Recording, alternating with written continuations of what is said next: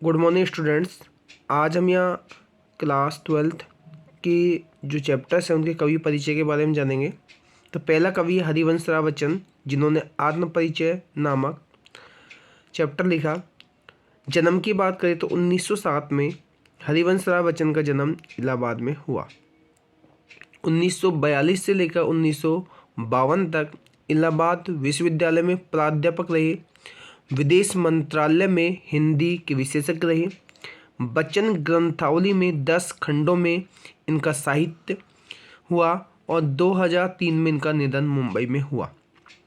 काव्य संग्रह की बात करें, मधुशाला इन्होंने 1935 में लिखी, मधुबाला 1938 में, मधुकलश 1938 में, निशा निमंत्रण, एकांत संगीत, मिलन यामिनी, सतरंगिणी, आरती और अंगारे, नए पुराने झरोके, टूटी फूटी कड़ियाँ, अनुवाद हेमलेट, जनगीता, मैकवे, डायरी प्रवास की, यह भी गीत निशा निमंत्रण नामक काव्य संग्रह से लिया गया है, जहाँ पर प्रकृति के दैनिक परिवर्तनशीलता पर लिखा गीत है। इसको अगर शॉर्ट में याद किया जाए तो हरिवंश राय बच्चन ने अपनी आत्मा का परिचय 1907 में इलाहाबाद में दिया और हरिवंश राय बच्चन ने मधुबाला को मधु कलश में मधुशाला, निशा निमंत्रण में पिलाई। तो ये इनकी रचना याद करने की ट्रिक है। नेक्स्ट है आलोक धनवा। आलोक धनवा की बात करें तो इन्होंने पतंग नामक चैप्टर लिखा। आलोक धनवा का जन्म 1948 में मुंगेर बिहार में हुआ। पहली कविता है इनकी जनता का आदमी। एकमात्र काव्य संग्रह दुनिया रोज बनती है। इनको जो प्रसिद्धि मिली 1972 में प्रकाशित 2 कविताओं से, एक तो भागी हुई लड़कियां, ब्रूनो की बेटियां।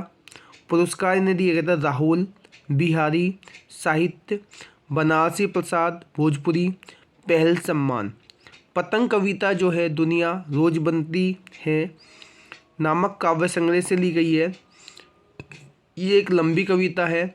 इसका तीसरा भाग पाठ्य पुस्तक में शामिल किया गया है, जिसमें पतंग के बहाने बाल सुलभ इच्छाओं एवं उमंगों का वर्णन किया गया है। इसको अगर शॉर्ट में याद किया जाए तो पतंग है जो उड़ेगी कहाँ, आकाश में, और आकाश आज से ध्यान रखोगे आलोक धनवा। आलोक धनवा का जो जन्म हुआ था जब हमारा देश आज़ाद हुआ, ठीक उसके 1 साल बाद ये व्यक्ति भी आज़ाद हो गया। तो 1948 में मुंगेर बिहार में इन्होंने क्या किया, ब्रूनो की भागी हुई बेटियों को और लड़कियों को क्या किया, खोजा।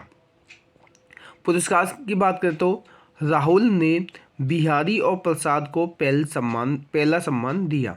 इस माध्यम से इनको याद रखा जा सकता है। नेक्स्ट है कुंवर नारायण। इसकी बात करें तो इन्होंने कविता के बहाने और बात सीधी थी ये चैप्टर लिखे हैं। जन्म 19 सितंबर 1927 को उत्तर प्रदेश में। काव्य लेखन की शुरुआत 1950 से की थी। पूर्ण रूप से नागा संवेदना के कवि रहे हैं। काव्य संग्रह इनके हैं चक्रव्यूह 1956 में, अपने सामने, परिवेश, हम तुम कोई दूसरा नहीं, इन दिनों, प्रबंध काव्य, आत्मजयी, कहानी संग्रह, आकारों के आसपास, सामान्य, मेरे साक्षात्कार, समीक्षा, आज और आज से पहले। पुरस्कार साहित्य अकादमी, कुमारण, आसान, व्यास, प्रेमचंद पुरस्कार, लोहिया सम्मान, कबीर सम्मान, ज्ञानपीठ पुरस्कार। कविता के बहाने जो चैप्टर है इन दिनों काव्य संग्रह से लिया गया है और बात सीधी थी कोई दूसरा नहीं।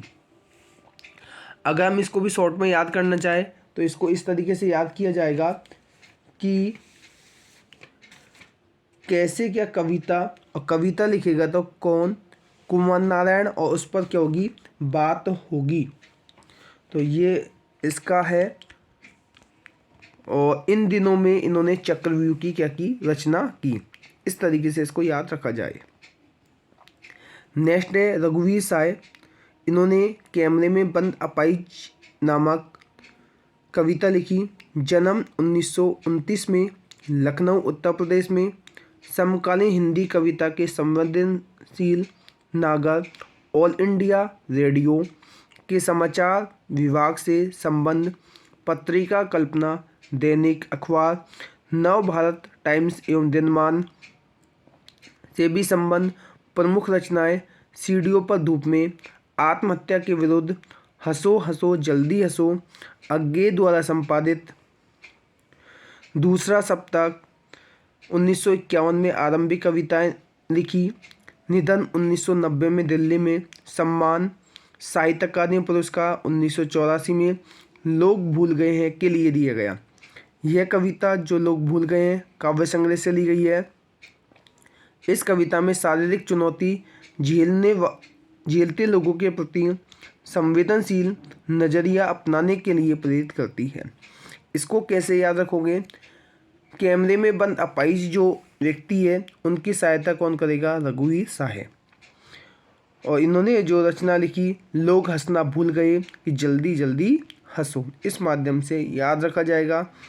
Thank you. इस तरीके से और भी टॉपिक्स पढ़ने के लिए इस चैनल को लाइक एंड शेयर करें।